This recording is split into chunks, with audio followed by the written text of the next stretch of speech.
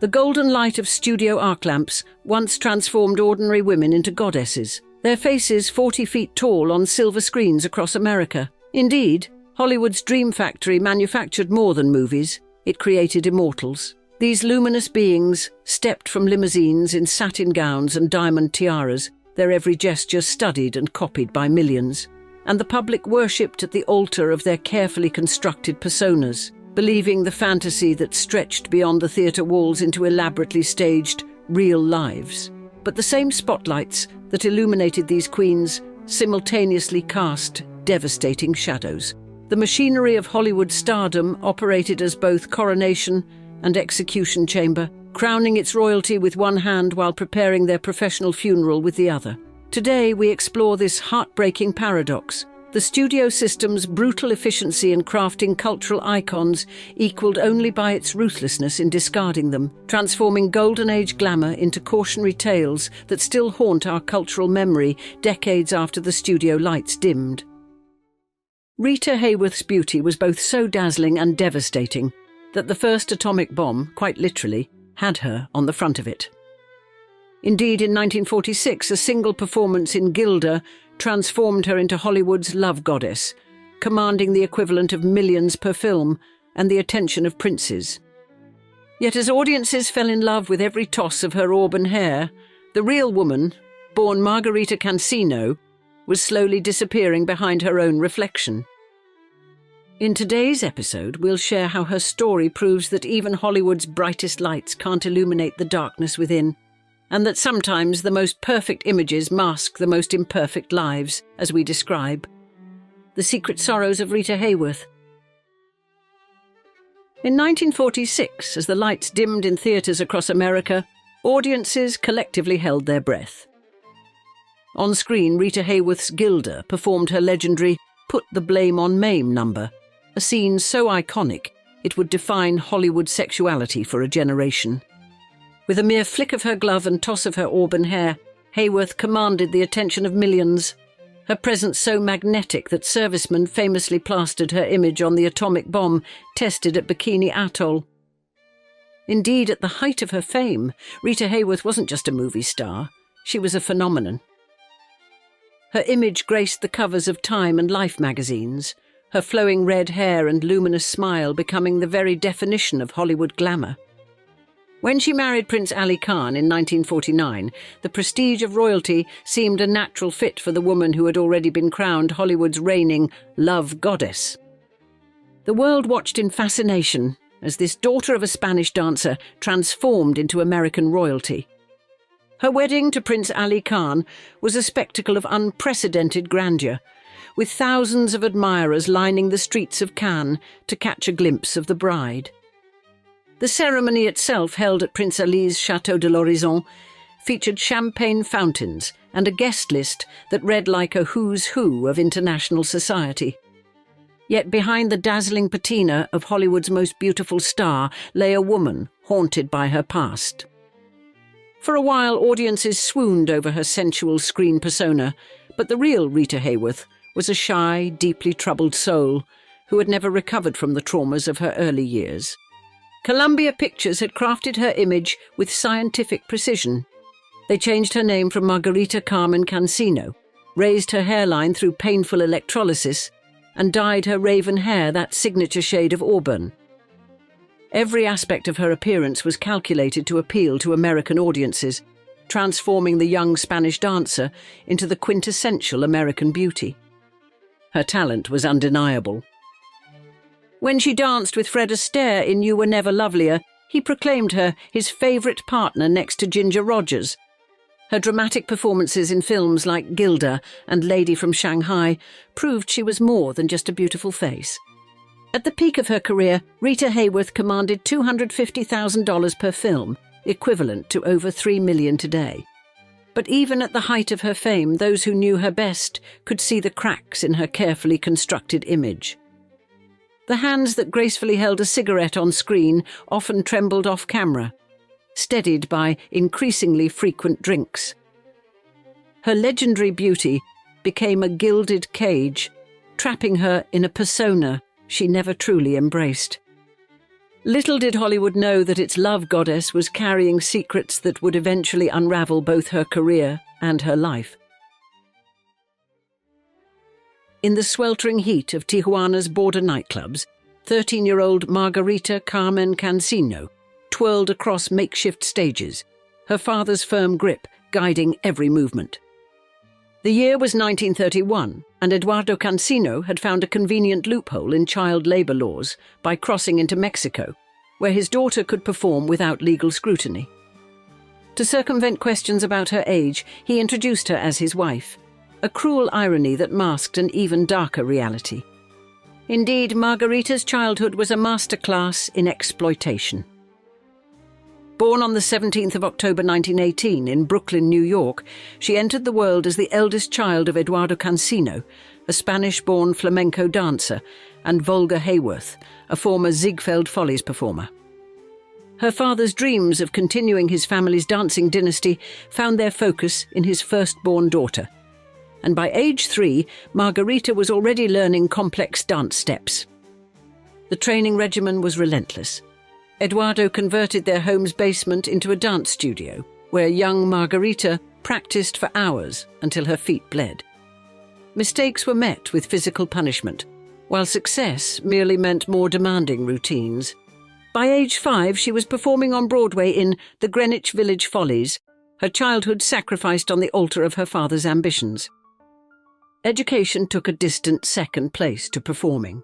At 12, Margarita was withdrawn from school entirely to join the Dancing Cancinos, touring the grueling vaudeville circuit.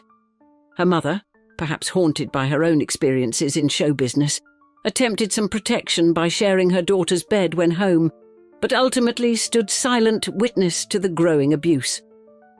The casino circuit proved particularly lucrative for the Dancing Cancinos.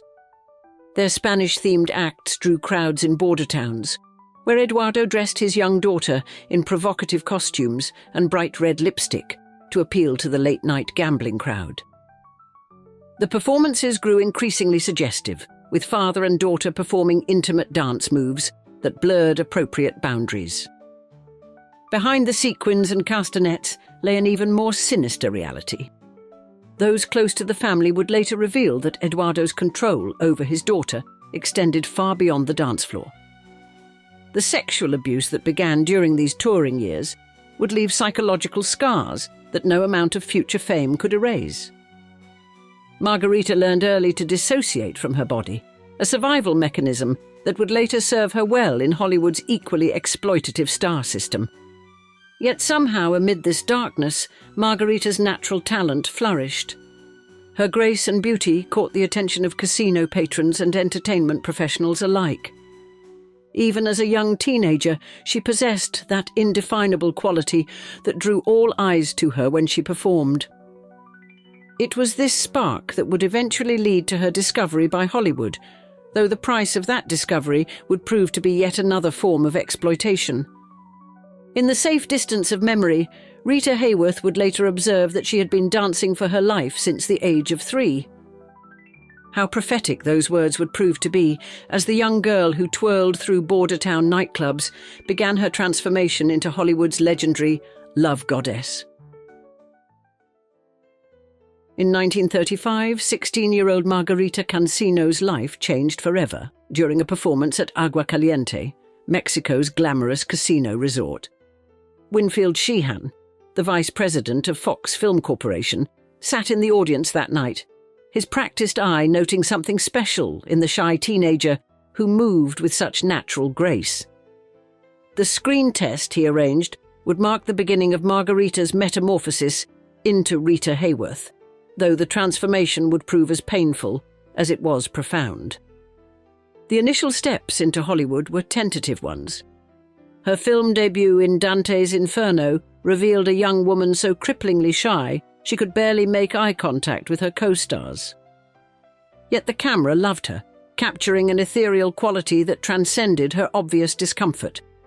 Fox signed her to a contract, but it was her subsequent move to Columbia Pictures in 1937 that would catalyze her true transformation.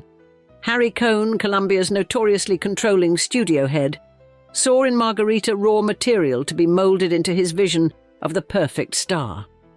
The changes began immediately and were ruthlessly comprehensive. First came the name.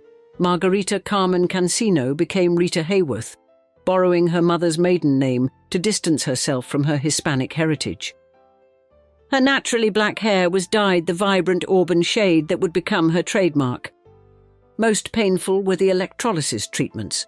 For hours she endured electrical currents shooting into her scalp as technicians raised her naturally low hairline, a feature considered too ethnic for Hollywood's leading lady. The process took over a year, with Rita returning weekly for these excruciating sessions.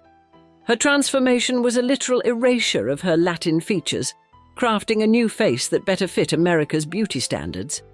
Cohn's control extended far beyond Rita's appearance. He monitored her social life, dictated her public appearances, and even attempted to influence her choice of romantic partners. Rita found herself trading her father's iron grip for the equally restrictive control of the studio system. Her naturally reserved personality was suppressed in favor of the sultry image Columbia wanted to project. Yet from this crucible emerged an icon. By 1939, Rita's supporting roles were drawing more attention than the film's leads.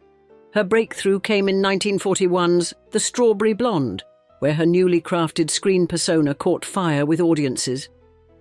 When she was paired with Fred Astaire in You Were Never Lovelier, her natural dancing ability, the one gift from her painful childhood, helped cement her star status.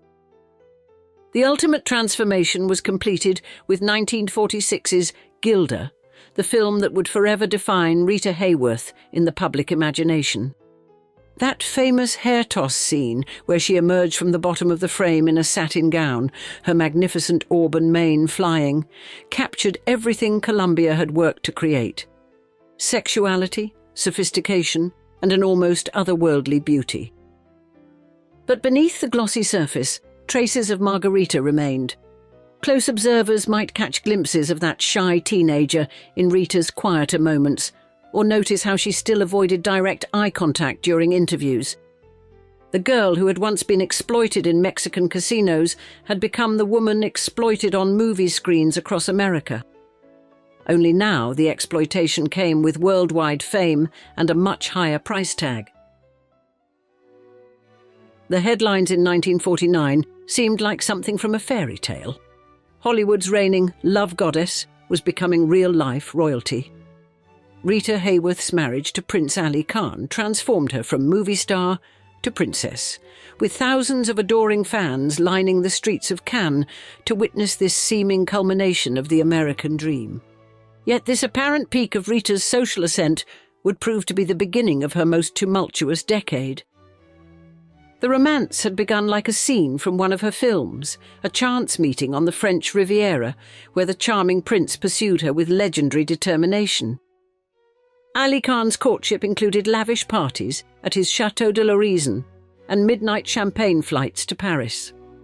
For Rita, still recovering from her failed marriage to Orson Welles, the prince's attention seemed to offer an escape from Hollywood's grinding demands. But the fairy tale quickly tarnished. Ali's notorious womanizing didn't end with marriage, and Rita found herself in a culture she didn't understand, expected to play a role even more demanding than her Hollywood personas.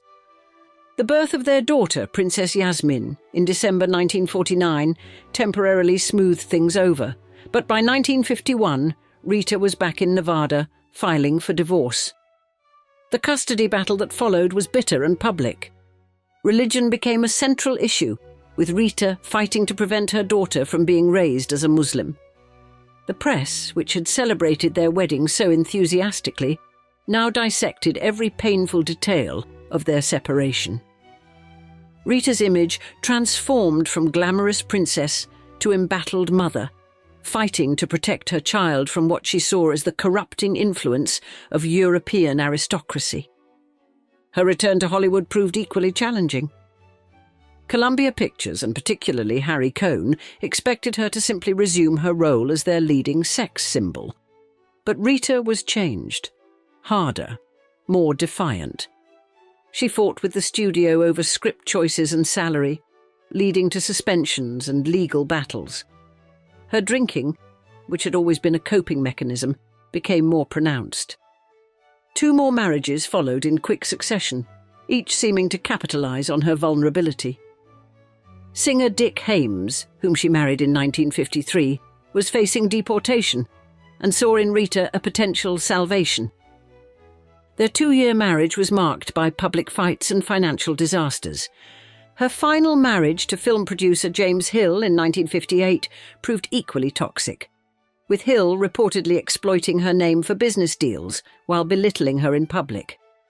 These years also saw Rita struggling increasingly with her lines, though few understood why at the time.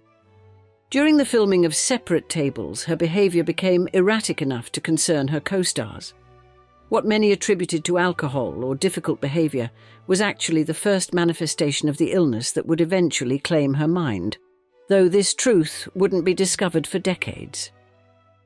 By the end of the 1950s, Rita Hayworth, who had once commanded the modern equivalent of millions per picture and whose image had adorned the first atomic bomb, found herself fighting for supporting roles. The woman who had been transformed from Margarita Cancino into Hollywood's greatest love goddess was being transformed again, this time by forces beyond any studio's control. As she entered the 1960s, new challenges awaited, ones that no amount of star power could overcome. In Hollywood, where youth and beauty reign supreme, the aging process can be particularly cruel. For Rita Hayworth, the 1960s marked the beginning of a devastating descent that would eventually strip away not just her career, but her very identity. The woman whose image had once been plastered on the atomic bomb was slowly disappearing, fading like an old film reel, though no one yet understood why.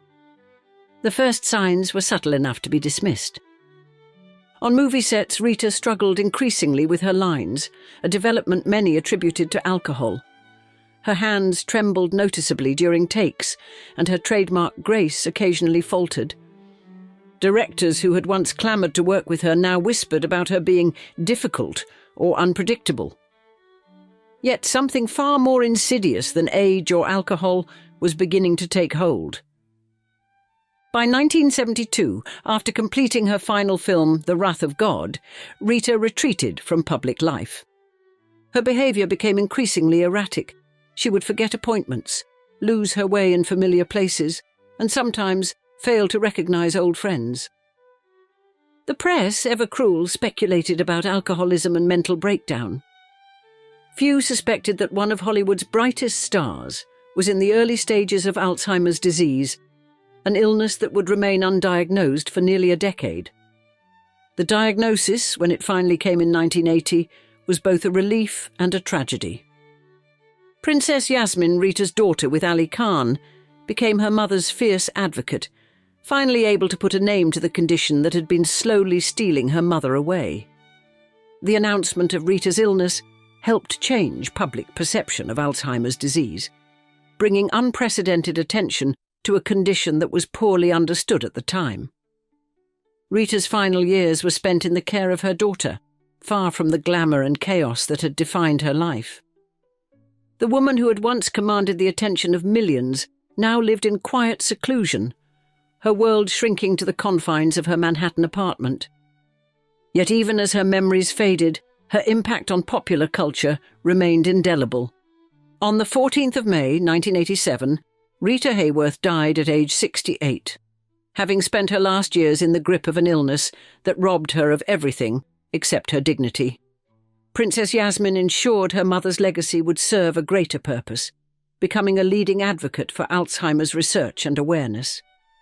The Rita Hayworth Gala, established in her honour, has raised millions for the Alzheimer's Association. In the end, Rita Hayworth's story transcended the typical Hollywood narrative of rise and fall. From her exploitation as young Margarita Cancino to her transformation into Rita Hayworth, from her reign as Hollywood's love goddess to her tragic battle with Alzheimer's, her life traced an arc as dramatic as any film she starred in. Yet perhaps her most enduring role was one she never chose, becoming the public face of a disease that had long lurked in the shadows, giving hope and visibility to countless others facing the same diagnosis. The shy dancer who became a screen legend, who married princes but never found lasting love, who captivated millions but died, surrounded by only a few, left behind a legacy that extended far beyond her 61 films. In 1932, as breadlines stretched across Depression-era America, MGM wrote a check that would make headlines $60,000, equal to more than nearly $1 million today, to buy the contract of a platinum blonde bombshell named Jean Harlow. You see, at just 21 years of age, this dentist's daughter from Kansas City had become Hollywood's most expensive acquisition, transforming from a $5 a day extra into silver screen royalty. Her weekly hair ritual of peroxide, ammonia and Clorox launched 1,000 imitators, while her chemistry with Clark Gable filled theaters across America. Studios marveled as her films consistently drew crowds despite the deepening depression, her natural wit and sensual appeal proving irresistible to audiences seeking escape from their troubles. Yet behind that dazzling platinum crown lay darkness. A mere 5 years separated her greatest triumph from her tragic end at age 26. In today's episode, I'll share the story of Hollywood's first blonde bombshell, where fame's bright lights burned too hot to last, and where a dentist's daughter from Missouri would rewrite the rules of stardom before fate cruelly closed the curtain. In 1932, as America struggled through the depths of the Great Depression, Metro-Goldwyn-Mayer made a decision that sent shockwaves through Hollywood's power corridors. The studio's mighty chief, Louis B. Mayer, wrote a check for $60,000, nearly $1.2 million in today's currency, to buy out the contract of a rising star named Jean Harlow from Howard Hughes. Indeed, for a 21-year-old actress, barely 2 years into her career, this unprecedented sum spoke volumes about her meteoric ascent. Harlow had transformed from an extra-making $5 a day to commanding one of the highest acquisition prices Hollywood had ever seen. The platinum blonde bombshell, as she became known, was now official Hollywood royalty. You see, under MGM's careful grooming, Harlow quickly proved herself worth every penny. Her signature platinum hair, achieved through a closely guarded weekly ritual of peroxide, ammonia, Clorox and soap flakes, launched a nationwide craze. Soon, beauty parlors across America couldn't keep up with demands for the Harlow look, as thousands of women sought to capture her distinctive glamour. Her on-screen chemistry with Clark Gable became box office gold. Together, they would make 6 films, each more successful than the last. Their pairing in red dust sent temperatures rising in theaters across America, while Dinner at 8 showcased her natural comedic timing. Studio accountants watched with satisfaction as Harlow's films consistently drew crowds, even as breadlines grew longer outside. Certainly at the height of her fame, Harlow embodied a new kind of Hollywood star. Unlike the aloof Garbo or the sophisticated Crawford, she projected an approachable sensuality that resonated perfectly with Depression-era audiences. Her quick wit and unaffected charm made her equally popular with both men and women, a rare feat for a sex symbol of the era. MGM's publicity machine worked overtime, crafting her public image. Stories of her humble Kansas City origins were carefully woven into a narrative of the American dream. Yet behind the carefully manufactured facade of the world's most famous platinum blonde, darkness lurked. The pressures of stardom, a domineering mother, and a series of tragic romances were already taking their toll. But in 1932, as Jean Harlow stood at the pinnacle of Hollywood, few could have predicted that this radiant star had less than 5 years to live. The bright lights of fame that had elevated her so quickly would also help hasten her tragic end. For now, though, she reigned supreme, the original blonde bombshell who had inherited the crown of Hollywood royalty, even as forces beyond her control were conspiring to cut short her reign. How had a dentist's daughter from Missouri achieved such dizzying heights? And what forces were already in motion that would lead to one of Hollywood's most tragic endings? The answers lie in a story that begins 2 decades earlier, in a comfortable middle-class home, where a mother's thwarted ambitions would shape her daughter's destiny. On the 3rd of March 1911 in Kansas City, Missouri, a baby girl named Harlow Carpenter entered a world far removed from the glittering lights of Hollywood. Indeed, her birth into a respectable middle-class family offered no hint of the extraordinary destiny that awaited her. Her father, Montclair Carpenter, was a successful dentist whose practice provided the family with all the comforts of upper-middle-class life in America's heartland.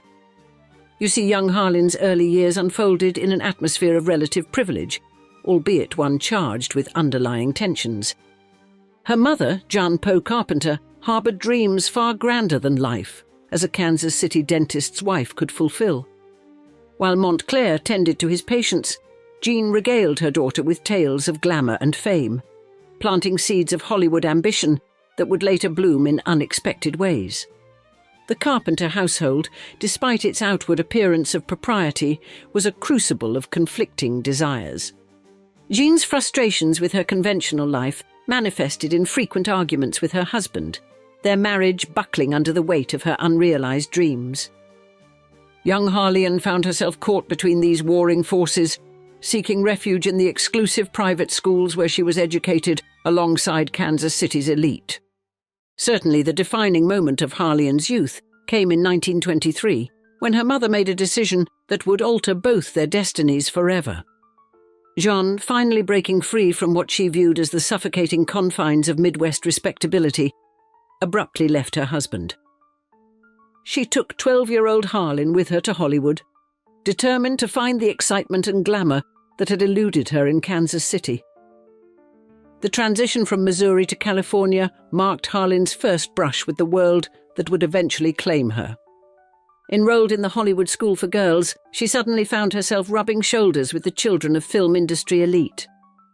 The institution, designed to educate the offspring of Hollywood's powerful, offered young Harlian her first glimpse into the intoxicating world of cinema. Yet fate had even more dramatic plans in store. At 16, Harlin met Charles "Chuck" McGrew, a young man who hailed from a wealthy Chicago family. Their whirlwind romance culminated in a 1927 marriage that seemed to promise everything her mother had abandoned in Kansas City: wealth, security, and social standing. The young couple settled into a luxurious life in Beverly Hills, their future seemingly assured. However, it was during this period of apparent contentment that destiny intervened. One fateful day in 1927, while accompanying a friend to a movie studio, Harlin's striking beauty caught the attention of executives who saw in her something extraordinary. The dentist's daughter from Kansas City, who had never harboured serious acting ambitions, found herself drawn into the very world her mother had long dreamed of entering. The irony of this twist of fate, that the daughter would stumble into the stardom her mother had so desperately sought, would cast a long shadow over both their lives. For now, though, young Harlin was about to begin a transformation that would turn her into Jean Harlow, the platinum blonde bombshell who would captivate millions. In 1927, Hollywood was a town built on transformations, where ordinary people could become extraordinary stars. Yet few metamorphoses were as dramatic or as fraught with hidden complications as Harlin Carpenter's evolution into Jean Harlow. Indeed, what began as a casual decision to accompany a friend to a film studio would set in motion a series of events that would reshape not just her life, but the very image of the Hollywood star. You see, Harlin's initial foray into films was marked by a casualness that belied its significance. Taking work as an extra, she viewed her new occupation as little more than an amusing diversion from her life as Chuck McGrew's young wife. The film industry, however, had other plans for the striking young woman with the ethereal beauty and natural screen presence. Her breakthrough came in 1930 when Howard Hughes, the eccentric millionaire-turned-filmmaker, cast her in his epic war film Hell's Angels. The movie, already infamous for its troubled production and astronomical budget, would prove to be the launching pad for Harlin's stardom. As Helen, a seductive and carefree socialite, she captured the attention of audiences and critics alike, her performance suggesting depths beyond her limited experience. Certainly, It was during this period that Harlin Carpenter fully embraced her transformation into Jean Harlow, adopting her mother's maiden name in a decision that would prove prophetic in its complexity. The platinum blonde hair, which would become her trademark, was created through a punishing weekly ritual of harsh chemicals. This physical transformation mirrored the psychological one taking place beneath the surface. The success of Hell's Angels thrust the newly minted Jean Harlow into a spotlight from which she would never fully escape. Hughes, recognizing her potential, signed her to a contract and began carefully crafting her public image. Her roles emphasized her sexuality, while hinting at an underlying vulnerability that resonated deeply with Depression-era audiences. Yet even as her star rose, personal complications multiplied. Her marriage to Chuck McGrew, strained by her newfound career and his drinking, collapsed under the weight of her growing fame.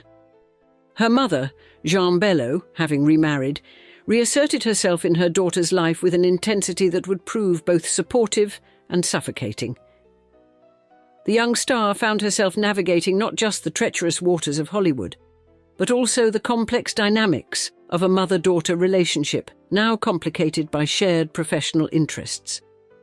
By 1932, as MGM prepared to make their momentous bid for her contract, Jean Harlow had completed her external transformation.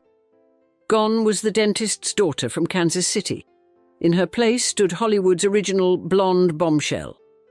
Yet beneath the platinum hair and carefully constructed image, Harlin Carpenter still existed, a young woman caught in a web of expectations, obligations, and mounting pressures that would ultimately contribute to her tragic fate.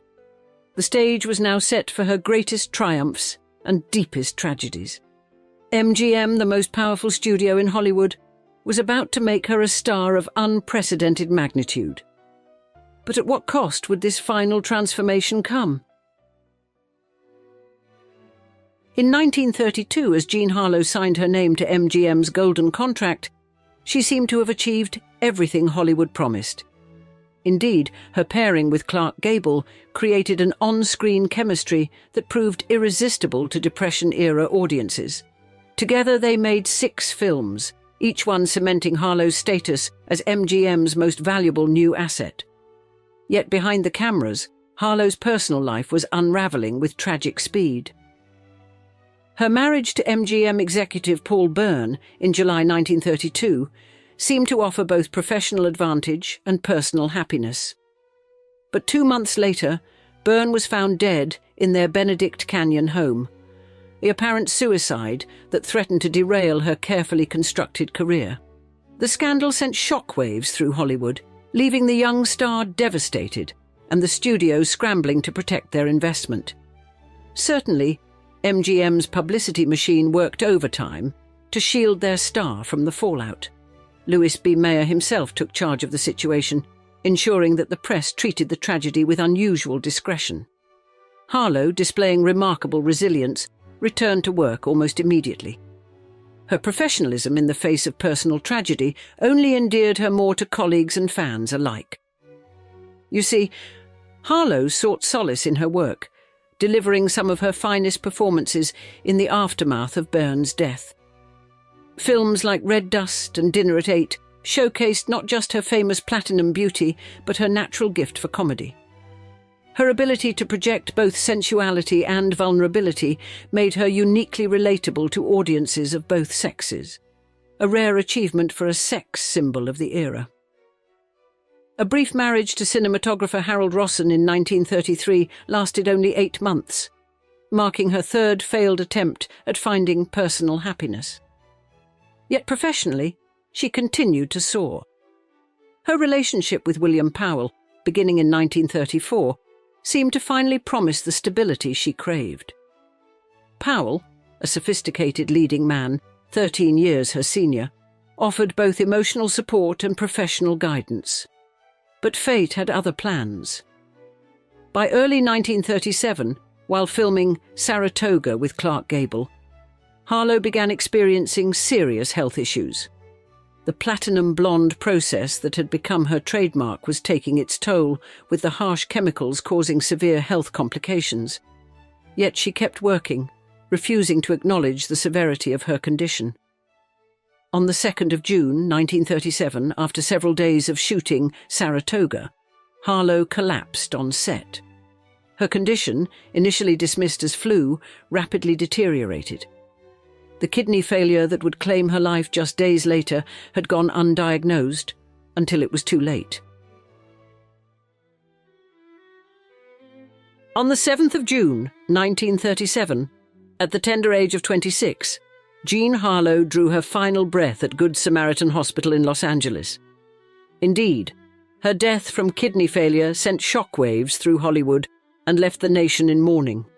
MGM, faced with an unfinished Saratoga, made the unprecedented decision to complete the film using long shots and doubles, a testament to both Harlow's enduring appeal and the public's desire for one final glimpse of their platinum blonde bombshell. You see, Harlow's legacy extended far beyond her tragically brief career. In just 7 years of stardom, she had redefined the image of the Hollywood sex symbol. Unlike the exotic femme fatales who preceded her, Harlow brought a uniquely American combination of sensuality and approachability to the screen. Her natural wit and unaffected charm established a new archetype, the glamorous star who remained remarkably down to earth. Certainly, her influence on American culture proved lasting. The platinum blonde phenomenon she sparked continued long after her death, with countless actresses attempting to recreate her signature look.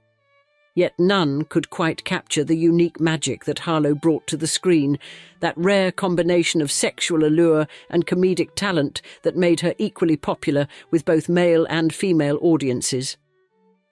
The circumstances of her death, so young, so sudden at the height of her fame, only added to her mystique.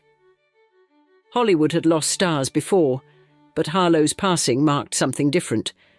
She was neither a victim of scandal nor self-destruction, but rather of a cruel twist of fate that struck her down in her prime.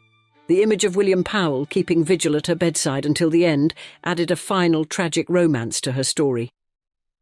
MGM completed Saratoga using body doubles and careful camera angles, releasing it just weeks after her death. The film became one of the highest-grossing releases of 1937, as audiences flocked to theatres for one last glimpse of their beloved star. Her final performance, pieced together from existing footage, served as a poignant farewell to a talent cut short far too soon. Today, Jean Harlow's influence can be seen in every platinum blonde actress who graces the screen, in every comedy that dares to make its glamorous leading lady both sexy and funny, and in every star who attempts to combine Hollywood goddess with girl-next-door appeal. The dentist's daughter from Kansas City, who never sought stardom but found it anyway, left an indelible mark on cinema history. Have you ever written something in your diary that would destroy you if made public? Imagine your most intimate confessions, desires whispered only to paper and ink, suddenly thrust into harsh spotlight, dissected by strangers who never knew your heart. For Hollywood star Mary Astor, those private pages transformed from confidant to prosecutor when her husband introduced them as Exhibit A in a custody battle that made the Spanish Civil War seem like a minor disagreement. In 1936, the elegant actress who glided across silver screens watched in horror as her bedroom critiques became courtroom theatre. She found herself cast in an unscripted nightmare, where her 4-year-old daughter served as the prize and her most private thoughts became the price of admission to a scandal that captivated the nation. In today's episode of Old Money Allure, we explore how one intimate journal turned America's most sophisticated leading lady into its most scandalous headline, yet somehow couldn't destroy the woman who wrote it.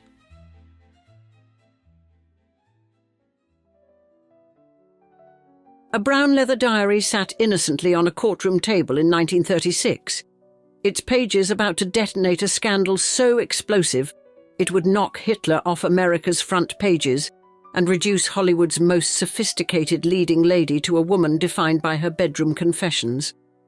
Mary Astor, the elegant brunette who graced silver screens with aristocratic poise, found herself transformed overnight from cinema darling to scarlet woman when her estranged husband waved her private diary in front of the world like a matador's red cape.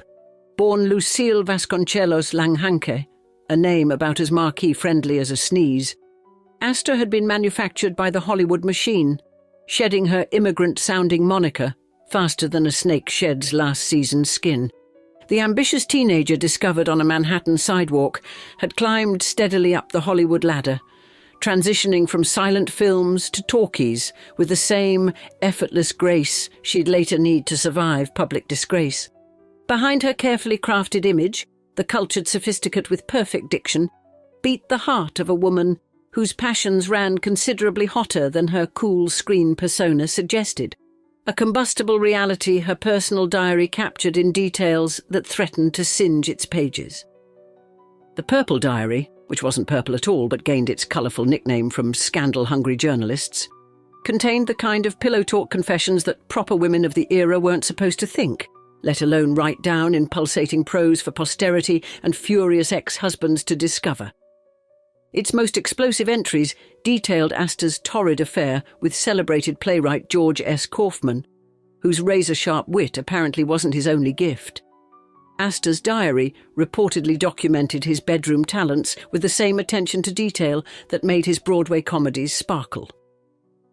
"I am still in a haze, a nice rosy glow," Astor wrote about Kaufman, with the reckless abandonment of someone who never imagined her words would one day be dissected by divorce lawyers, gossip columnists, and millions of breakfast table readers choking on their cornflakes. The woman who coolly portrayed society matrons and elegant wives had scribbled that she didn't love her doctor husband Franklin Thorpe anymore, finding him boring while admitting she played a kind of game with him. Words that would return like homing pigeons to roost dramatically on her expensively coiffed head. Their May to September affair in 1933 involved rendezvous at Manhattan's Algonquin Hotel, where Kaufman regularly traded quips with Dorothy Parker's vicious circle, and a secret 73rd Street love nest, addresses that would become as notorious as any crime scene once the diary hit the courtroom. Between explicit accounts of stolen afternoons with Kaufman, Astor's diary revealed professional frustrations festering since 1923, and artistic ambitions that Hollywood couldn't satisfy, proving that even while horizontal, her mind occasionally turned vertical toward career aspirations. Thorpe discovered these pages of passion and promptly recognized their value exceeded gold in Hollywood's currency of scandal, where private indiscretions could be converted directly into custody leverage and financial gain. By 1935, their divorce was inked, but the war had just begun, with Thorpe clutching the diary like a nuclear launch code, threatening mutually assured destruction unless Astor surrendered their 4-year-old daughter Marilyn to his supposedly more moral guardianship. The woman who'd survived the transition from silent films to talkies now faced her most challenging role, fighting for her child against an adversary who held in his hands not just her marital secrets, but potentially her entire career, a script twist no Hollywood writer would dare propose as remotely believable. Hollywood had scripted countless scandals for the silver screen, but Astor's real-life drama was about to make them look like Sunday school pageants, with a vengeful husband preparing to read her most intimate confessions aloud in a courtroom where careers could be destroyed between the words, "Your Honor," and "I object."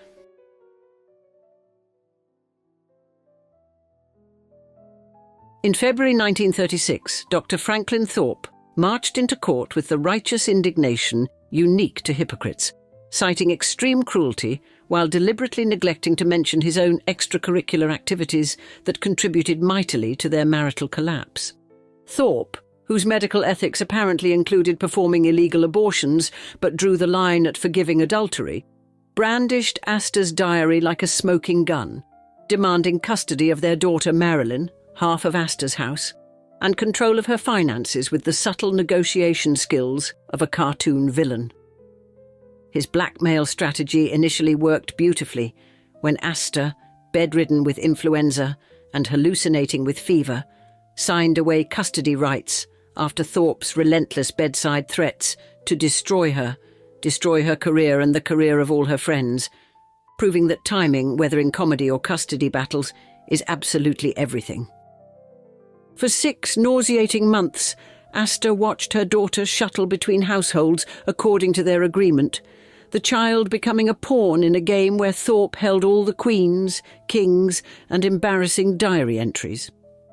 By July, Astor had traded her tissue box for boxing gloves, marching back into court to reclaim her daughter, while risking Hollywood's version of public crucifixion, her career, reputation, and dignity all nailed to the cross of her own handwritten indiscretions.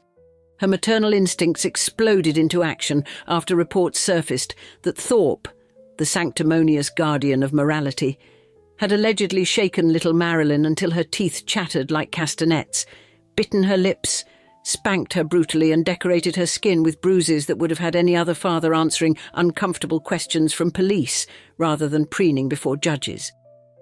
The custody hearing on July 29th instantly transformed the Los Angeles courthouse into Tinseltown's hottest ticket. Standing room only, with fans shoving, elbowing, and practically scaling walls for glimpses of the woman whose bedroom confessions had suddenly become more fascinating than her screen performances.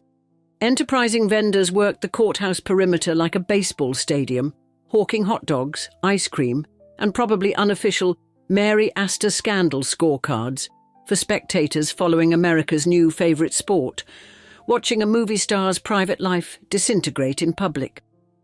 Thorpe's legal sharks portrayed Astor as motherhood's antithesis while strategically misfiling documentation about his own colourful history, including the kind of medical services that would send most doctors to prison rather than custody hearings. The proceedings reached soap opera perfection when witnesses described Thorpe's affair with showgirl Norma Taylor, who once chased him through their apartment in a drunken rage, waving a carving fork and smashing windows with a candlestick, while young Marilyn received an early education in adult relationship dynamics. Astor's lawyer desperately sought an injunction against the diary's admission, the legal equivalent of trying to stuff a grenade's pinback after counting to 3, arguing its contents would feed gossip columns rather than serve justice or protect Marilyn. Judge Thomas Lynch, recognizing the cultural dynamite before him, initially allowed Thorpe private access to the diary while sealing it from public consumption, a compromise that disappointed everyone, particularly the tabloid vultures circling overhead, waiting for bloody diary excerpts to drop. The case pivoted dramatically when Judge Goodwin J. Knight discovered Thorpe had surgically excised entries about his own indiscretions and possibly inserted fabricated content about Astor, ruling the diary inadmissible with the disgusted expression of someone who'd found a cockroach in his coffee. With legal avenues closing, Thorpe leaked selected diary excerpts about Astor's affair with Kaufman to panting reporters. The desperate act of a man watching his leverage evaporate faster than spilled champagne on a hot sidewalk. As Kaufman fled eastward to avoid testifying, and Thorpe's case crumbled like a sandcastle at high tide, all of Hollywood watched in terror as the diary scandal threatened to rip away the carefully constructed facade of movie industry morality. What began as one woman's private words now endangered an entire empire built on manufactured dreams and strictly controlled public images.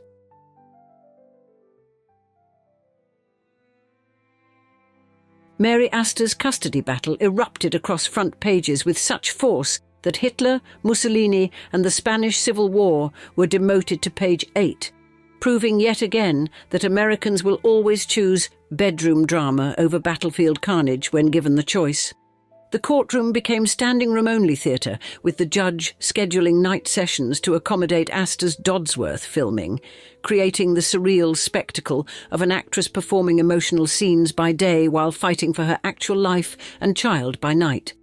New York Daily News reporter Flora Bell Muir abandoned journalistic ethics with spectacular enthusiasm, inventing diary passages with the creative freedom of a novelist on deadline, spinning tales of Astor's sexual scoring system that existed only in Muir's imagination, but sold papers by the truckload. The most damaging fabrication claimed Astor kept a mathematical rating system for lovers' sexual performances, complete with a mythical box score that crowned Kaufman as definitely the tops. a complete fiction that nonetheless cemented itself in public imagination with the permanence of a tattoo. Astor would later fume in her autobiography, "There wasn't any box score, and I never called the damned thing Dear Diary." But her denials arrived decades too late to counteract the image of Hollywood's ladies scoring men's performances like Olympic judges rating gymnasts. The Catholic Legion of Decency, America's self-appointed bedroom police, threatened to blacklist all Astor films if the diary went public, proving that in Depression-era America, an actress's private sexuality could destroy not just her career but an entire studio's investment portfolio. Studio executives developed spontaneous night sweats, imagining what other Hollywood secrets might be nestled between the diary's covers, with one insider nervously speculating, what if one of their macho stars had gotten a 0 for the old in and out? A revelation that could transform box office heroes into bedroom zeros overnight. Warner Brothers executives saw the diary as the first domino in a potential cascade of revelations that could rip away the carefully constructed facades of star personas, exposing the reality that actors might actually enjoy sex as much as ordinary mortals. Gossip Empress twins, Hedda Hopper and Luella Parsons, circled the story like hungry sharks, and while legal restraints prevented publishing actual diary contents, they served innuendo with a side of speculation, delivering enough coded language for readers to mentally fill in the blanks with scenarios far juicier than reality. The industry's Mount Olympus descended to earth when Louis B. Mayer, Jack Warner, and Harry Cohn, men who controlled Hollywood with iron fists in velvet gloves, ambushed Astor on Dodsworth's final filming day, ordering her to drop the custody battle before it damaged the Dream Factory's carefully maintained illusion of moral superiority. The David versus Goliath moment crystallized when these titans of entertainment, men who could end careers with a phone call, commanded Astor to choose between her daughter and her livelihood, only to hear her reply with career-threatening clarity, "I'm sorry, gentlemen, but I will proceed with the case as my lawyer has advised me." Producer Samuel Goldwyn, known more for fiscal prudence than moral courage, stunned colleagues by refusing to fire Astor, despite her contract's morals clause, reportedly dismissing concerns with the radical observation, "A woman fighting for her child." This is good. Perhaps the only time in Hollywood history when motherhood trumped morality clauses. Throughout her public crucible, Astor deployed every acting technique in her considerable arsenal, channeling her Dodsworth character to maintain courtroom composure, appearing as a slender and frail, dark-eyed wisp of a girl weighing barely 100 pounds, while projecting a voice so steady it could calibrate scientific instruments. The proceedings exposed Hollywood's gender double standard with museum-quality clarity. Astor's affairs merited pearl-clutching moral outrage, while Thorpe's dalliances with fork-wielding showgirls warranted little more than boys will be boys shrugs. As the courthouse drama reached its crescendo, all of Hollywood held its breath. Would Astor's diary destroy not just her future, but potentially expose the industry's carefully hidden ecosystem of affairs, arranged marriages, and midnight indiscretions? The final act was about to begin, and not even the best scriptwriters could predict whether this story would end with career execution or improbable redemption.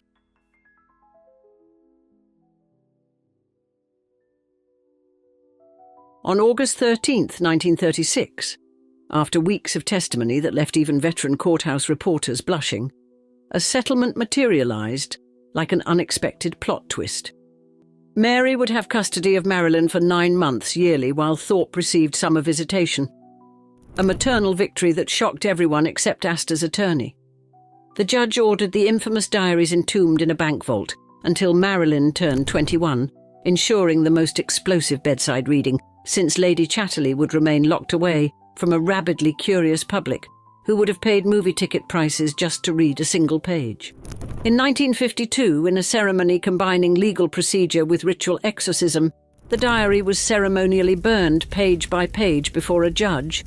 Astor and Thorpe finally united in their desire to incinerate 16 years of notoriety, watching their mutual destruction literally go up in smoke Hollywood's prophets of doom had predicted Astor's career would crash faster than a silent film star with a squeaky voice, but when Dodsworth premiered, the audience erupted in supportive applause at her first appearance, suggesting that Depression-era Americans recognized the difference between fictional scandals and a flesh-and-blood mother fighting against impossible odds.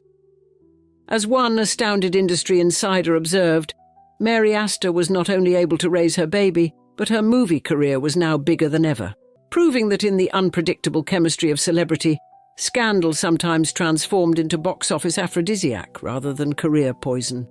Like a phoenix rising from a publicity inferno, Astor emerged with heightened audience appeal, her screen persona enriched by real-life complexity that transformed her from merely another pretty face into a woman with mysterious depths worth the price of admission.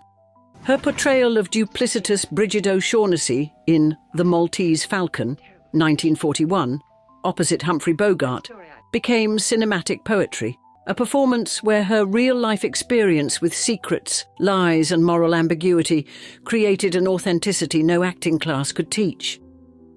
In 1942, Hollywood's ultimate validation arrived in the form of an Academy Award for Best Supporting Actress in The Great Lie, with director Edmund Goulding brilliantly mining Astor's courtroom trauma by encouraging her to channel custody battle emotions into her portrayal of a manipulative concert pianist, transforming personal humiliation into professional gold. The Purple Diary legal battles inadvertently established court precedents protecting personal privacy that extended far beyond Astor's lipstick-stained pages, creating judicial guardrails that continue to influence celebrity cases in our social media age. Studio executives, terrified by how quickly Astor's personal writings nearly demolished their carefully constructed fantasy factory, reinforced morality clauses in star contracts with the panicked urgency of prohibitionists discovering speakeasies in their basements. Behind her professional renaissance lurked personal devastation. The woman who conquered courtrooms and critics still battled inner demons that transformed her into a functioning alcoholic, who, by 1949, checked into a sanitarium, proving that surviving scandal sometimes means merely changing the venue of one's suffering. In her later autobiographies, My Story, 1960, and A Life on Film, 1972, Astor performed her final act of image control, discussing Kaufman with the careful vagueness of a bomb disposal expert handling nitroglycerin, never revealing more than the public record had already established. George Kaufman, the wit who could craft dialogue for any awkward theatrical situation, reportedly never again crossed paths with Astor and developed an allergic reaction to the mere mention of her name, suggesting that even America's foremost comedy writer found nothing amusing about becoming an unwilling character in Hollywood's most scandalous melodrama. The Purple Diary saga has generated books including The Purple Diaries, Mary Astor, and the Most Sensational Hollywood Scandal of the 1930s by Joseph Egan, and Mary Astor's Purple Diary, The Great American Sex Scandal of 1936 by Edward Sorrell, literary testimonials to America's enduring fascination with celebrity downfalls. In 1965, illustrator Edward Sorrell discovered 1936 newspapers beneath his kitchen linoleum. The yellowed accounts of Astor's diary revelations, inspiring an obsession that culminated in his book decades later, proving that America's most notorious diary continued generating creative output long after its physical pages had drifted away as smoke and ash. Imagine you were raised in the golden age of Hollywood and grew up to be the dream of many a young starlet of the era, a movie star. Yet behind the cameras and adoring fans you allegedly faced a daily nightmare, orchestrated by one of the industry's most powerful figures. This was reportedly the reality for 13-year-old Frances Gumm, who stepped onto MGM's sprawling lot in 1935 with chestnut curls and a voice that could make thunder pause. While America embraced her as Judy Garland, studio head Louis B. Mayer allegedly saw not a child to be protected, but a commodity to be shaped and controlled. Indeed, the girl whose voice would define a generation reportedly endured a shadow education in Hollywood's darkest classrooms, where lessons included body shame, chemical dependency, and the cruel understanding that her extraordinary talent made her not more valuable as a person, but more useful as a product. In today's episode of Old Money Allure, we share how, as the world marvelled at the teenager who could sing of hope beyond the rainbow, that same young woman was allegedly learning that studio contracts contained invisible clauses that claimed ownership not just of her performances, but of her humanity itself. Frances Ethel Gumm, known to the world as Judy Garland, allegedly entered the glittering fortress of Metro-Goldwyn-Mayer in September 1935, a 13-year-old prodigy with chestnut curls and a voice that could crack the heavens open. According to historical accounts, the daughter of vaudevillians Frank and Ethel Gumm arrived at the sprawling Culver City studio lot through sheer raw talent. Louis B. Mayer reportedly dispatched songwriter Burton Lane to watch her vaudeville act at the Orpheum Theatre. Her audition for MGM was purportedly brief but spectacular. As the young performer sang "Zing, Went the Strings of My Heart" and a Yiddish song called "Eli, Eli," enough to convince the studio executives that this child with the outsized voice warranted an immediate contract. The MGM empire, allegedly governed with firm authority by Louis B. Mayer, represented the pinnacle of Hollywood's golden age, a dream factory that transformed ordinary people into stars. Frances, newly rebranded as Judy, after a popular Hoagy Carmichael song, had been performing since the tender age of 2.5, when she reportedly enchanted audiences by singing "Jingle Bells" at her father's movie theatre in Grand Rapids, Minnesota. As the youngest of 3 sisters, known as the Gumm sisters, and later the Garland sisters, biographers suggest she had been encouraged onto stages by her mother Ethel, a frustrated vaudeville performer who recognised her youngest daughter's exceptional gift. Judy's early childhood was reportedly complicated by family challenges, including her father's rumoured personal matters that may have contributed to the family relocating from Minnesota to California in 1926, when Judy was just 4 years old. The girl who would one day be immortalised as Dorothy Gale had allegedly experienced early rejection. Biographical accounts suggest her mother had considered terminating the pregnancy, potentially influencing Judy's later feelings of being unwanted, except when performing. By the time Mayer's talent scouts discovered her, Judy had already spent a decade in the demanding world of vaudeville, where some accounts suggest her mother had given her special energy boosters to maintain her vitality during performances. What Judy could not have known as she signed that first contract was that she was reportedly entering a system that some critics have described as prioritising commercial interests over performer welfare. Louis B. Mayer, with his paternalistic demeanour, would allegedly become a complex figure in the young performer's life, wielding significant influence over her career trajectory and personal development. As Judy began her journey at MGM, she brought with her extraordinary talent, vulnerability, and a need for approval, qualities that some historians suggest made her particularly susceptible to the pressures of early stardom. The conditions were now established for what would allegedly become a challenging career journey spanning nearly 2 decades, a period during which the young performer, whose voice would become the soundtrack to American dreams, would reportedly face numerous personal and professional hardships behind the scenes of her public success. From the moment Judy Garland signed her MGM contract, Louis B. Mayer allegedly found her physical appearance inadequate for the glamorous standards of Hollywood's golden era. According to biographers, the studio chief reportedly nicknamed her "My Little Hunchback" due to her petite 4'11" frame and slight curvature of the spine, a label that some suggest affected her developing self-image. Mayer's apparent concern with transforming the teenager's appearance allegedly began immediately, as studio executives purportedly deemed her too ordinary and full-figured for the camera's unforgiving lens, despite her healthy adolescent frame. Historical accounts suggest the studio implemented a strict dietary regimen under Mayer's oversight, allegedly permitting only minimal nutrition and encouraging appetite control methods, with studio personnel reportedly monitoring her consumption. When Judy reportedly attempted to order a normal meal at the studio commissary, biographers claim it would be removed and replaced with her approved portions, potentially creating uncomfortable moments in front of her peers.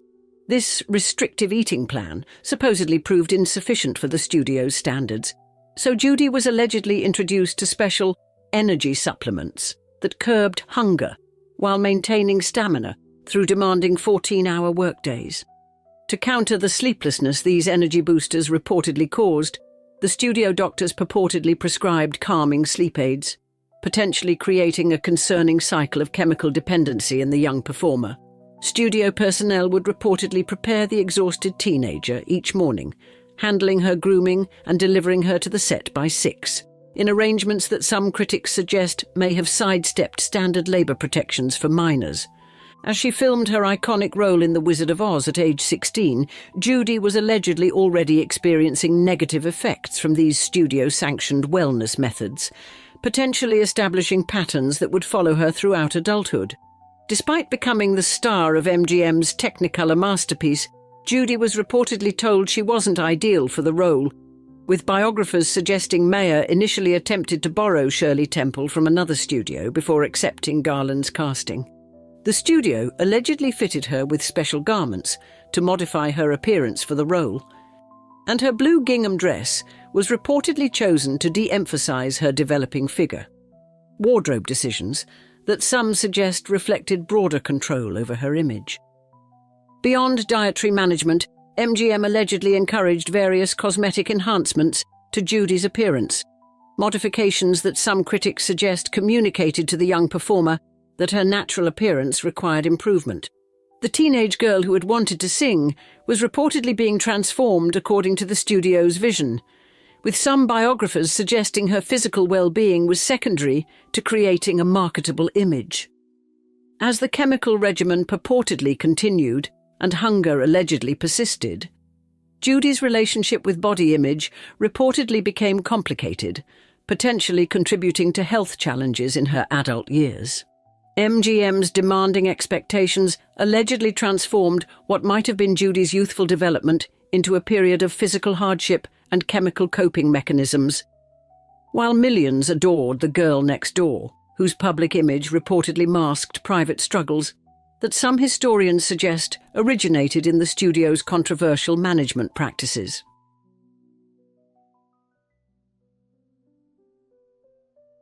Louis B. Mayer's alleged treatment of Judy Garland reportedly extended beyond physical appearance concerns, as biographers suggest he employed psychological methods that may have prioritized commercial interests over performer well-being.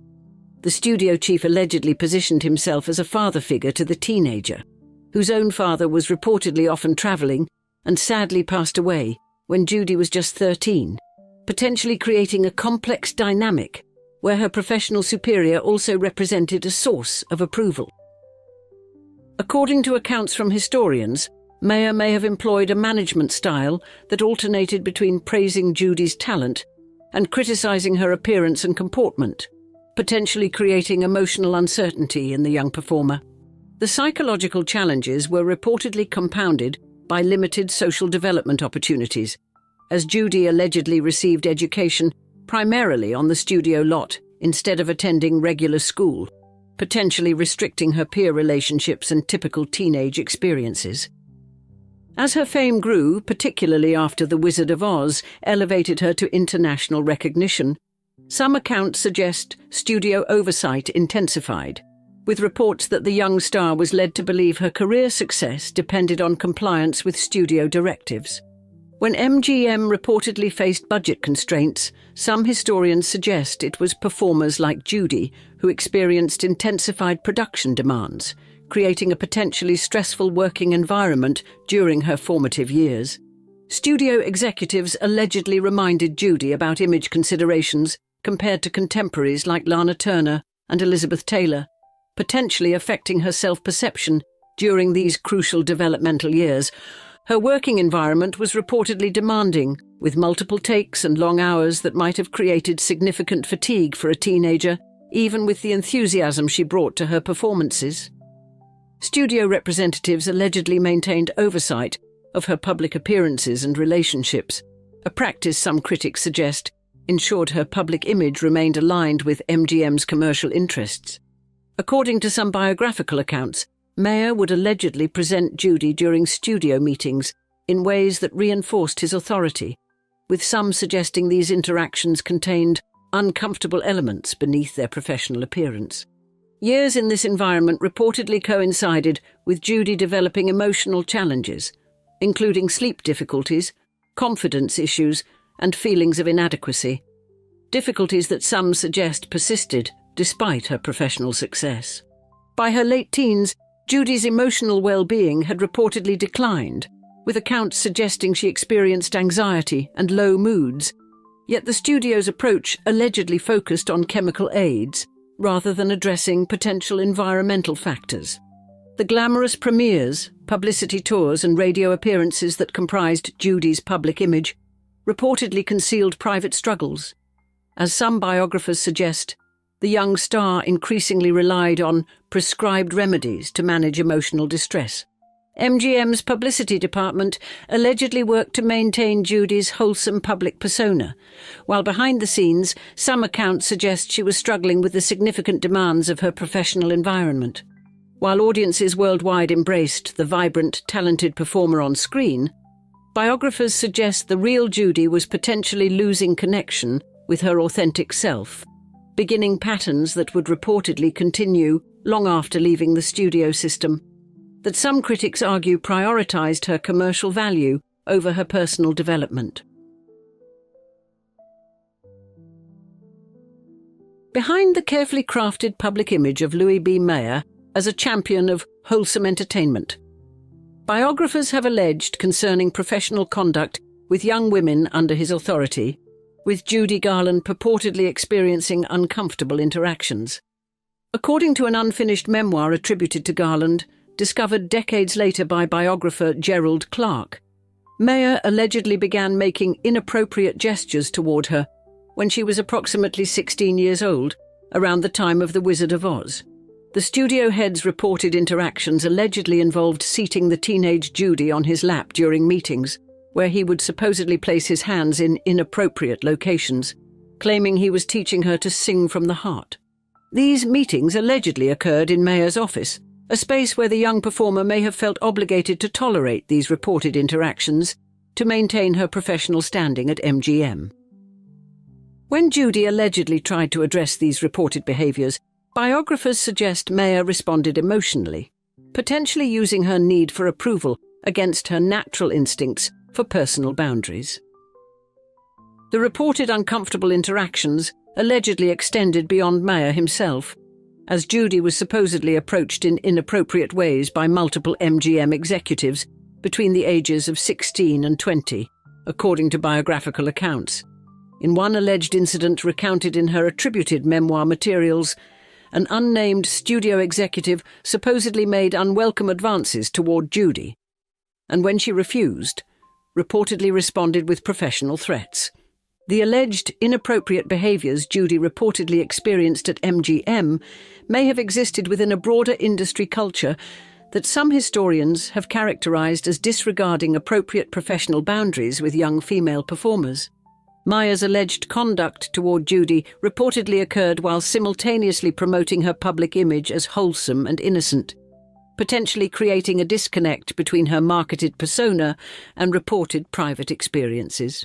The psychological impact of these alleged interactions may have compounded other reported challenges, potentially influencing her later relationships and trust in authority figures.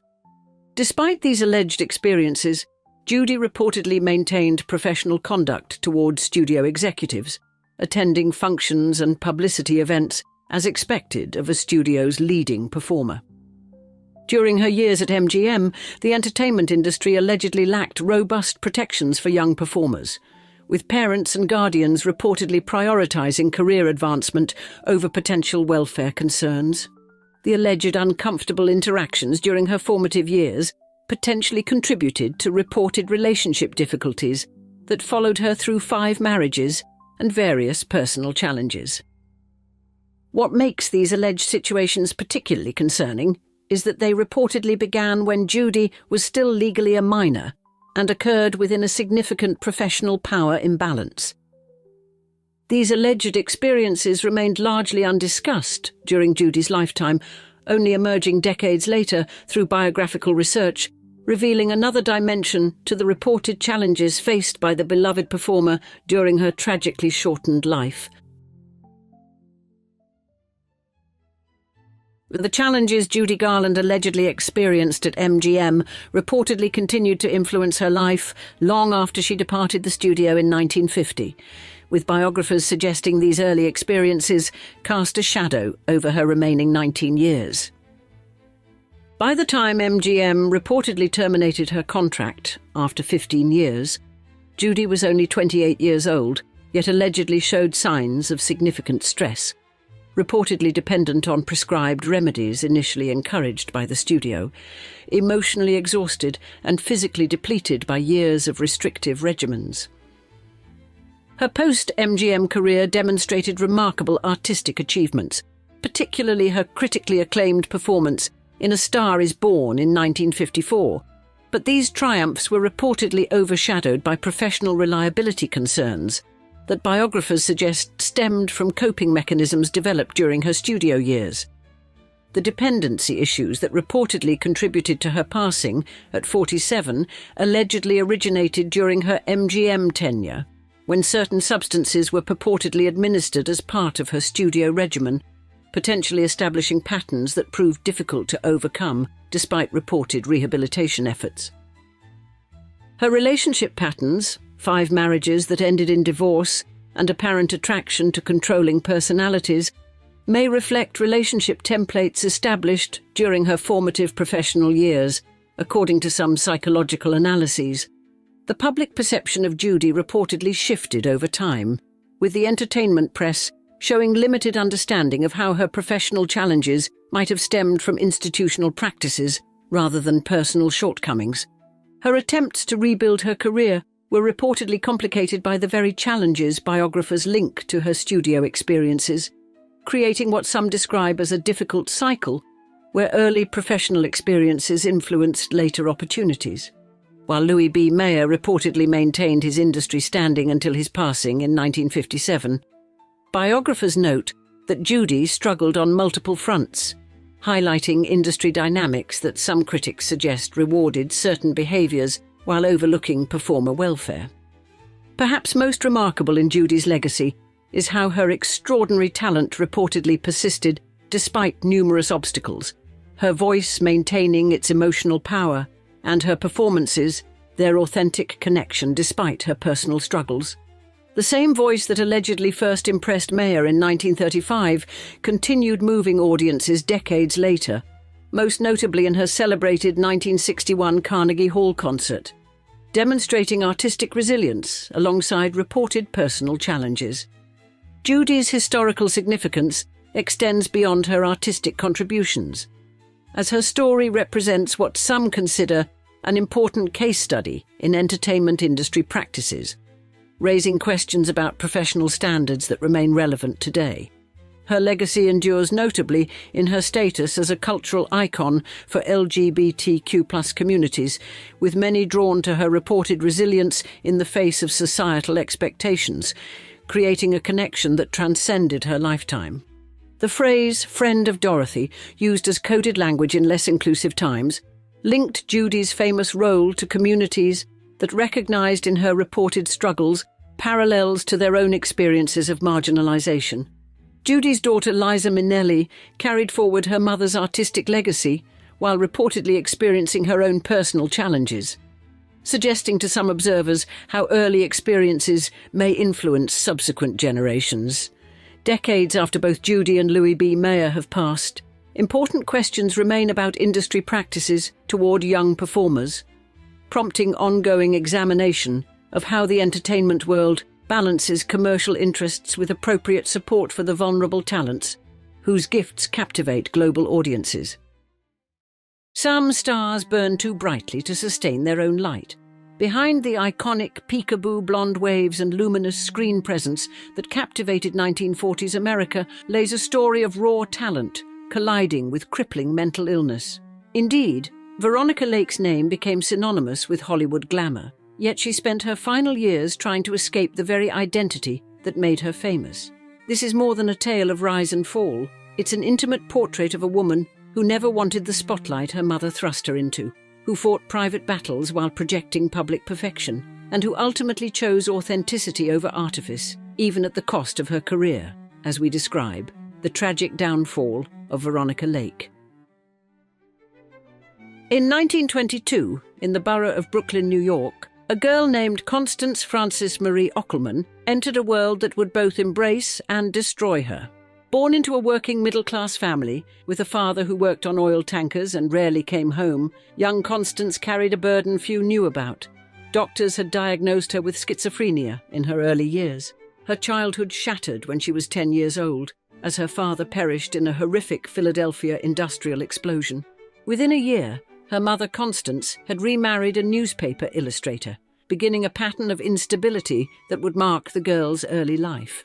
The family moved frequently, from Manhattan to Saranac Lake, then to Montreal, where she attended a Catholic boarding school until her inevitable expulsion.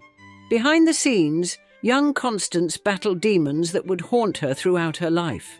Her schizophrenia manifested in auditory hallucinations, paranoid thinking, and difficulty maintaining relationships. Yet her striking beauty caught everyone's attention at Miami High School, where the family had relocated after her stepfather fell ill. Her mother, seeing an opportunity in her daughter's ethereal looks, became determined to transform Constance into a star. Against the girl's own wishes and despite the immense strain it put on their relationship, her mother pushed her toward acting. When Constance was barely 16, her mother moved the entire family to Beverly Hills, convinced her daughter was destined for stardom. In 1940, producer Arthur Hornblow Jr. discovered the teenage girl while searching for a nightclub singer for his upcoming film, I Wanted Wings. But first he decided she needed a new name.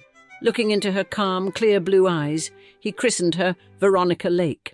The name carried a cruel irony. Veronica was her mother's name, and Lake wanted nothing more than to escape her mother's influence.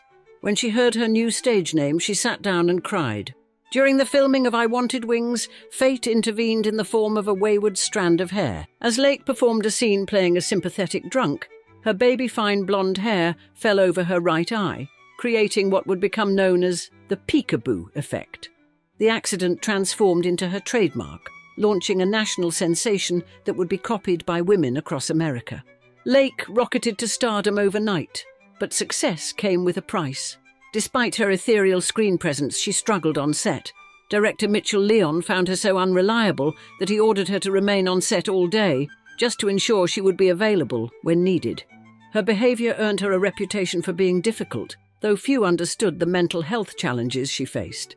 Even as she ascended to fame, Lake harbored no illusions about Hollywood's staying power. "Only the older actors keep on a long time," she once remarked. "I don't want to hang on after I've reached a peak." Instead, she claimed she wanted to pursue her dream of becoming a surgeon, though like many stories about Lake's life, this one too would prove to be a carefully crafted fiction. As Lake's star rose in Hollywood, the combination of sudden fame, mental illness, and her mother's pushing would prove to be a volatile mixture that would ultimately consume her. By 1941, Veronica Lake's haunting beauty and signature peekaboo hairstyle had made her one of Hollywood's most distinctive stars. Yet beneath the carefully constructed image of the seductive Ice Queen, Lake was crumbling under pressures both personal and professional. At just 18 years old, she married art director John S. Detley, a man 14 years her senior and far more established in the Hollywood hierarchy. The marriage, like many of Lake's decisions, was rushed and impulsive. Soon after, she landed a starring role in Sullivan's Travels, opposite Joel McCrea, under acclaimed director Preston Sturges. But Lake was harbouring a secret that would ignite the first of many Hollywood feuds. 6 months into filming, it became impossible to hide her pregnancy from the production.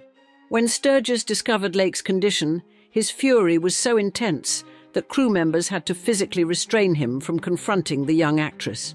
The incident marked the beginning of Lake's reputation for being difficult. Her co-star McCrea was so frustrated by working with her that he famously declared, "Life's too short for 2 films with Veronica Lake." To cope with the mounting pressures of stardom, Lake turned to alcohol. She began drinking heavily, often appearing for early morning calls looking visibly hungover. Despite her personal struggles, her career continued to soar. She found her greatest success paired with Alan Ladd in a series of film noirs, their on-screen chemistry captivating audiences. During World War II, Lake achieved a different kind of fame when the government asked her to change her signature hairstyle. Her peekaboo look had become so popular that female factory workers were copying it, leading to dangerous accidents when their hair caught in machinery. Lake patriotically complied, though the change may have contributed to her eventual career decline. Tragedy struck in 1943 when, while pregnant with her second child, Lake tripped over a lighting cable on set. The accident induced premature labour and her son Anthony lived only a week. The loss devastated Lake and Detley's marriage. Within months they had separated and divorced. Lake quickly remarried, this time to director André de Toth, but her behaviour became increasingly erratic.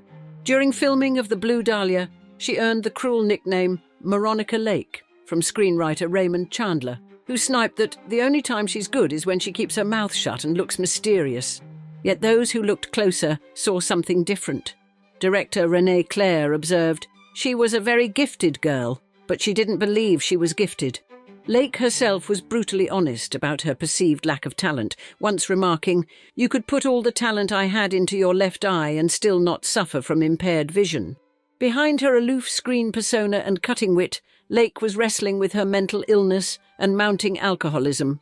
She carried on affairs with Howard Hughes, Aristotle Onassis and Marlon Brando, while her marriage to de Toth began showing signs of strain. As the 1940s drew to a close, Lake's carefully constructed world was about to shatter in ways that would shock even hardened Hollywood veterans. By 1948, Paramount Pictures, the studio that had helped create Veronica Lake's mystique, decided not to renew her contract.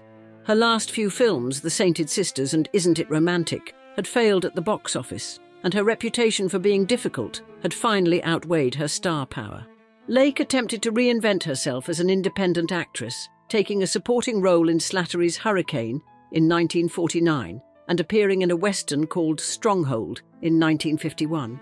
The latter proved so disastrous that Lake sued for unpaid wages, marking another downturn in her spiralling career. Her personal life mirrored her professional collapse.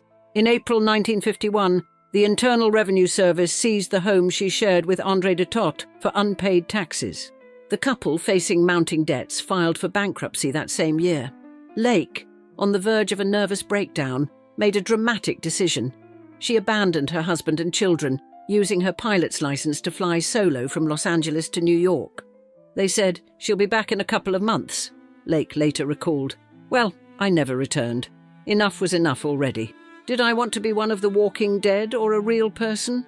Her flight marked more than just a geographical escape. It was her decisive break with Hollywood.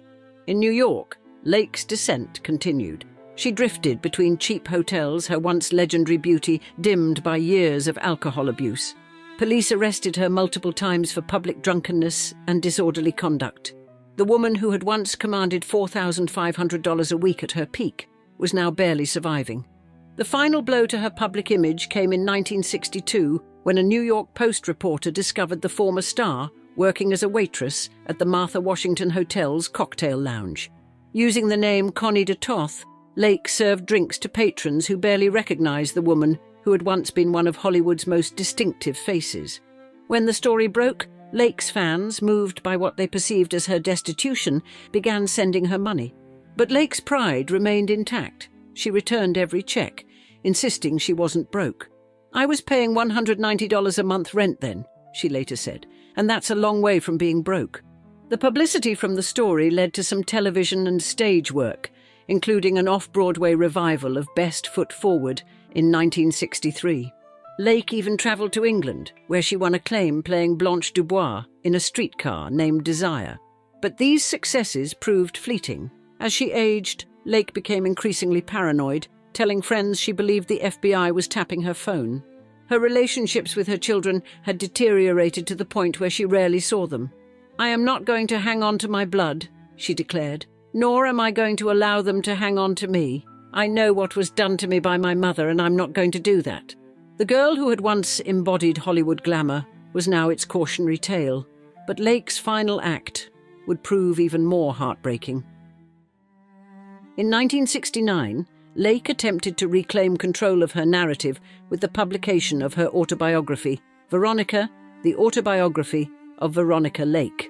The book, dictated to writer Donald Bain, laid bare the wreckage of her life, her failed marriages, her drinking, her affairs with Howard Hughes and Aristotle Onassis, and the deep guilt she felt over neglecting her children.